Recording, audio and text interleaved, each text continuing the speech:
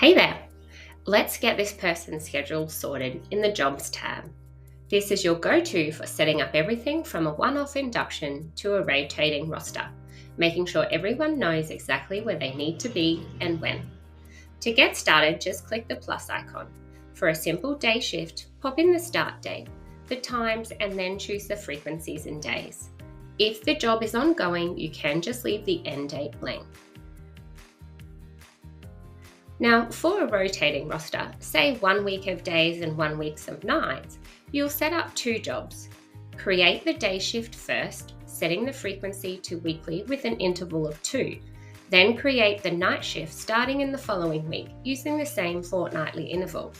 The system will alternate them automatically.